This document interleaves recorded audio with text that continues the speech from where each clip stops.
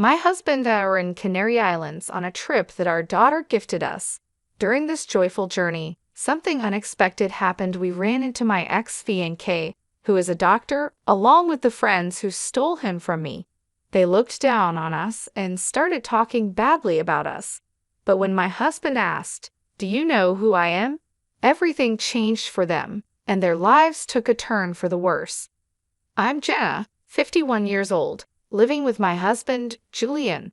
Our daughter, Maud, has become independent and is busy with her work and love life. She visits us occasionally and shares different stories, which makes us happy because she seems to be leading a fulfilling life. Maud is not Julian's child. Her real father passed away from illness when Maud was just 5 years old. It was a deeply sad time for us, and it took a long time to recover. However, thanks to a certain person, we were able to enjoy life again, though that same person would later betray us. 20 years ago, my husband suddenly collapsed and was rushed to the hospital for emergency care. A few months later, he passed away. At first, I couldn't accept this reality and spent my days in deep sadness, barely able to take care of Maud. Working was out of the question. My mother, who came to help from my parents' home out of concern, suggested that I see a psychiatrist. Dr. Austin, the psychiatrist who treated me, was incredibly understanding and kind. He and his father ran the clinic together, treating many patients as a two-person team. It was always busy because of the number of people needing help, but despite everything, Dr. Austin showed concern for Maud, who had suddenly lost her dad, and suggested she attend sessions with me. I was so caught up in my own problems that I didn't realize Maud was also hurting. I blamed myself, thinking I was a failure as a mom and wondering if things would be better if I weren't around. It's easy to lose sight of everything when you suddenly lose a partner you've been with for years. Dr. Austin never dismissed my feelings. He gave me medication and also provided emotional support. He told me, "Please come in right away if anything happens. If it's hard to come to the clinic, please call this number." He handed me a business card with his phone number on it. At first, I thought it might be a bother to call him, but I also knew I might need it in desperate times. Once, when I was feeling so low that I considered leaving this world and leaving Maud behind, I called Dr. Austin for help. He listened to my tearful words without interrupting, offering advice and encouragement that greatly relieved me. Just as I was about to hang up, he said, "If it's okay with you, I can give you my ID so you can send me messages." We started exchanging messages, and thanks to that, I gradually began to feel better. The days when I didn't think about my late husband became more frequent, and I eventually recovered enough to return to work. I sent Dr. Austin a message of gratitude, thanking him for everything. Then, to my surprise, he replied, "Jenna, if it's all right with you, I'd like to be there for you in your personal life too." I was shocked. I never imagined Dr. Austin had feelings for me. He said, "I understand you're a widow and heartbroken, but to be honest, I fell in love with you at first sight. I really like you and would never leave you. Would you consider being in a relationship with me?" His sudden confession took me by surprise. I wasn't aware of his feelings and couldn't believe he would want to pursue a relationship with a patient. Dr. Austin is handsome and well off, so I couldn't understand why he would be interested in a single mother like me. I shared my honest thoughts with him, but he assured me, "You're the only one for me. I can't even think about other women." Hearing this, and considering how much he had supported Maud and me, I decided to start dating him. In hindsight, it was risky for a doctor to pursue a relationship with a patient, especially someone like me, living far from the world of luxury. But despite these concerns, we continued our relationship for about a year. "I want to support Jenna and Maud for life," Austin said when he proposed. After discussing it thoroughly with Maud, we happily got engaged. Austin was very affectionate toward Maud, and they even went to the park together on weekends. One day, at the park, I met Kate again. Her mom, Sydney, and Austin were chatting the whole time. Austin was also great at getting along with the other moms, which made me trust him completely. Even though we weren't married yet, he was already involved with the mom friends, and I thanked him for that. Austin just laughed and said, "That's normal. Once we're married, it's the natural thing to do." I thought Austin was truly wonderful. Then one day, in the middle of our happy life, Kate said something that caught me off guard. She told me that Austin was going to be her dad soon, just like he was going to be Maud's dad. I was stunned for a moment but brushed it off, thinking it was just a child's imagination. Austin was great with kids, and I figured Kate just liked him and was pretending. So I didn't think much of it. But that night, everything changed. Austin told me, "I'm sorry, but let's forget about the marriage." I was confused and immediately asked him why. He confessed, "Actually, I've fallen for someone else." Maud's words flashed through my mind, and I asked, "Don't tell me it's Sydney, Kate's mom." Austin froze, his face turning pale. Seeing his reaction, I realized he had planned to break up with me without mentioning Sydney. It shocked me that he would go after a married woman, especially the mother of Maud's friend. I felt betrayed and pleaded with Austin, trying to hold back my tears. But he cut me off, shouting, "Shut up." I was stunned by his sudden change. Luckily, Maud was staying at my parents' house at the time. Austin then added, "Sydney is more beautiful than you, and we're more physically compatible. Besides, you've been rejecting me lately because of Maud." I couldn't believe he chose Sydney for such shallow reasons. Whether Austin initiated it or Sydney did, it didn't matter, they both had crossed a line. As I tried to process everything, Austin made a cruel remark, saying he was drawn to the idea of being with a grieving widow. "I liked the way you looked, even though your clothes and hair were a bit shabby. But it was your appearance as a widow that really attracted me. I wanted to control you." It was awful to realize that he never loved me for who I was. He continued, "I kept treating you because I didn't want another doctor to take you away.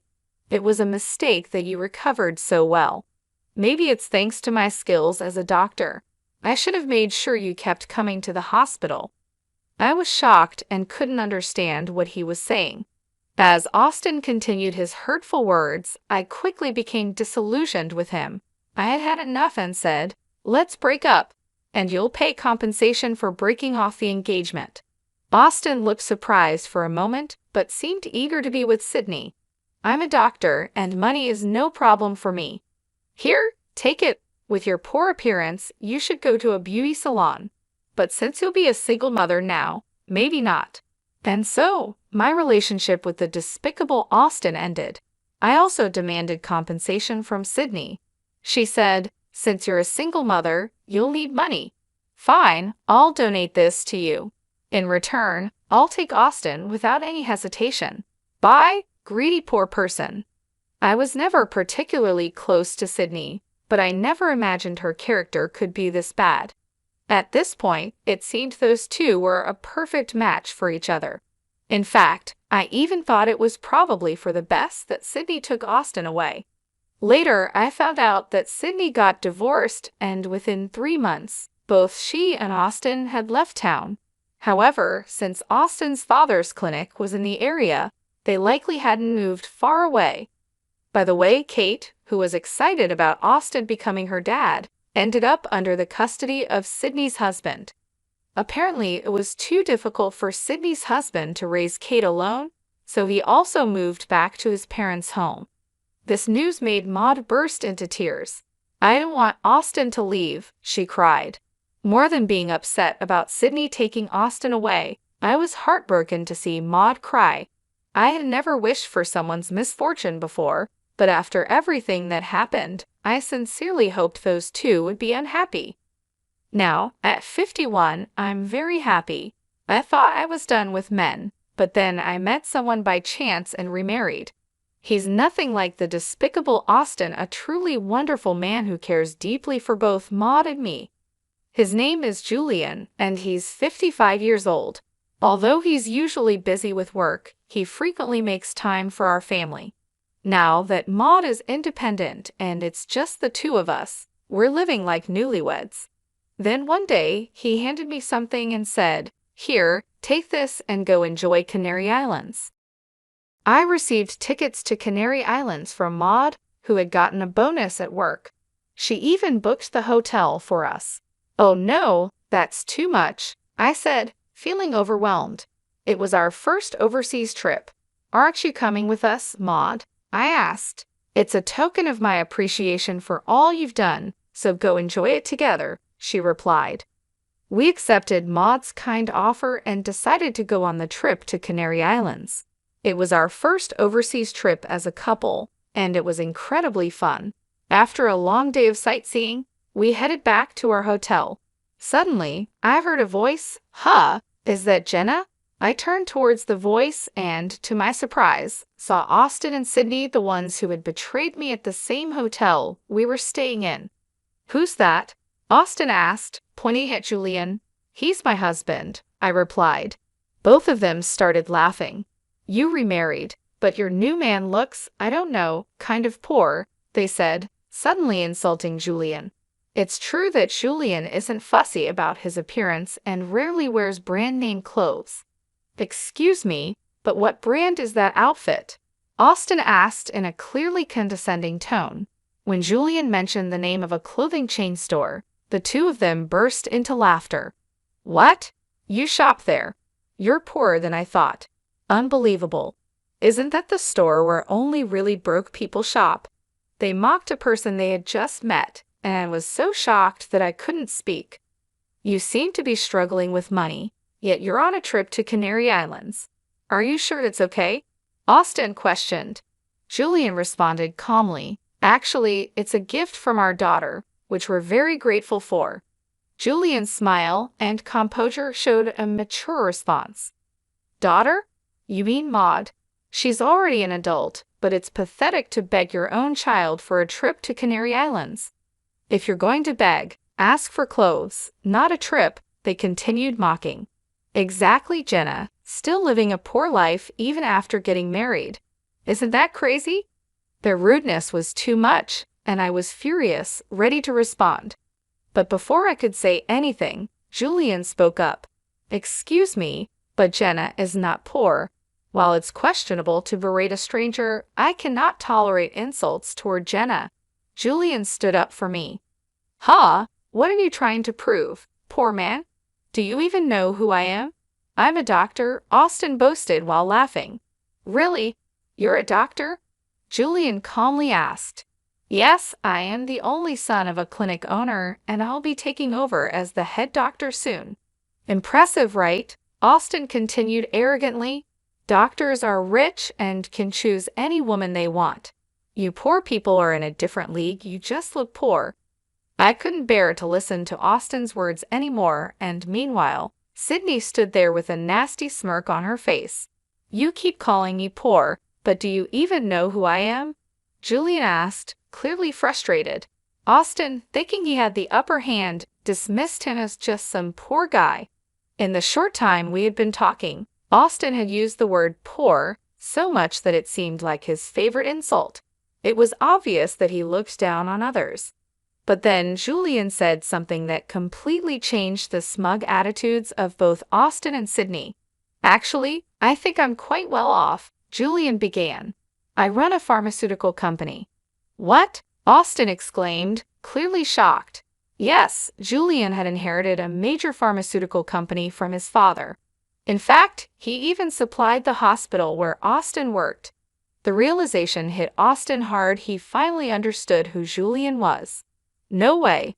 You're the president of the company we rely on." Seeing Austin's shocked expression, Sydney started to panic. Julian remained calm and polite, saying, "Thank you for using our services," with such elegance that I found myself falling for him all over again. Sydney, desperate to regain control, snapped, "So what if you're a pharmaceutical company president? If the doctors decide not to use your drugs, it's over, right?" Austin, "Stop dealing with this guy's company." But Julian wasn't fazed. "That's not possible," he replied. "The decision is made by the head doctor and the pharmacists.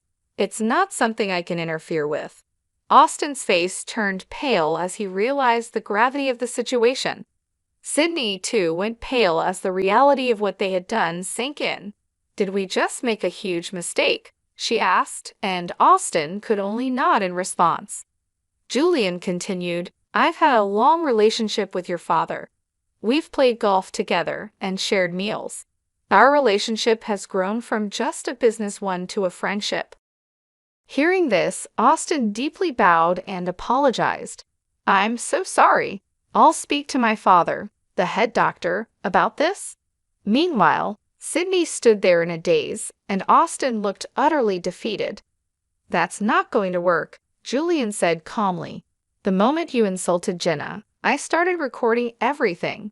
He had sensed the hostility in the air and had begun recording the conversation on his phone right away. "I really am sorry," Austin stammered. "I shouldn't have called you poor." He was apologizing profusely now. Julian approached him, his voice firm. "Jenna has told me before that her ex-fiancé was a jerk, the worst kind. And now, here you are with Maud's friend's mom, still insulting Jenna. There's a limit to how much you can disrespect someone." Julian's words hit Austin hard, leaving him speechless. Both Austin and Sydney fell completely silent, realizing the full extent of their mistake. I felt a wave of happiness as Julian stood up for me, and his courage inspired me to confront Austin and Sydney as well. Ever since they got together, I had always thought Austin was just right for Sydney, cheating while having a child and insulting people without a second thought. "You two are perfect for each other with your terrible characters," I said, my voice steady. "So thank you, Sydney, for taking such a lousy man off my hands." The two of them probably never expected me to speak up like that. I continued, "And what kind of nerve do you have, insulting someone you've just met, especially on a vacation? My husband, no less, calling him poor and whatnot. How old are you both? Is your mind all right? To anyone watching, you two seem like the crazy ones." At my words, I saw a hint of realization cross their faces. "No, we were just drunk," Sydney stammered. "And seeing you after so long, looking so happy, she trailed off, trying to excuse their behavior. "Such an excuse is unacceptable," I replied firmly. "So being drunk excuses anything. And what does it matter if I looked happy? It's sad that you can't be happy for someone else's happiness." Julian addressed them calmly but firmly. "We might never meet again, but don't ever say such terrible things again." With those parting words, we walked away, leaving them standing there, still trying to apologize. As we left, I could hear them saying, "I'm really sorry," over and over. Julian, still angry, decided to send the recording he had made to Austin's father. Not long after, Austin's dad called. After Julian explained the situation, it was clear that Austin's father was furious. Having met him a few times, I knew he was a strict man, and this news would not sit well with him. I could easily imagine Austin facing the wrath of his father. After their conversation, Austin's dad called us to apologize and said he would deal with Austin. Then he hung up. For Austin and Sydney, it must have been the worst Canary Islands trip ever. If they hadn't confronted us that day, we could have been enjoying ourselves at the hotel instead. A few days later, something unexpected happened. Austin's dad, along with Austin and Sydney, showed up at our house. Sydney was wearing light makeup, and both of them had noticeably red faces, clearly embarrassed. "We are truly sorry for what we did," they apologized sincerely. Acknowledging that they had wronged us, they offered a substantial amount of money as compensation. At first, we refused, but they insisted, so we accepted it. After that, the three of them left. Later, Austin's dad told Julian that Austin and Sydney had gotten divorced. It turned out that Austin's father had pressured them into it. He had never approved of their marriage from the start. Moreover, Austin was supposed to take over the family clinic, but that plan was now off, and he even faced a salary cut. As for Sydney, I didn't know what became of her afterward, but I recently heard a rumor that she was spotted working in a mature women's delivery service. looking quite haggard and struggling. Who could have imagined such an ending for someone who abandoned her child and stole her classmate's mom's fiancé? But I thought it was their responsibility to deal with the consequences of their actions. As for us, we felt upset after that incident, but after a good night's sleep, we felt refreshed and enjoyed the rest of our Canary Islands trip. When we told Maud about our experience, she laughed and said, "That's a good example of the kind of adult not to become." Indeed, I thought it was for the best that we had split up with Austin, especially for Maud's sake. Now, we're planning our next family vacation, eagerly looking forward to our happy trip together.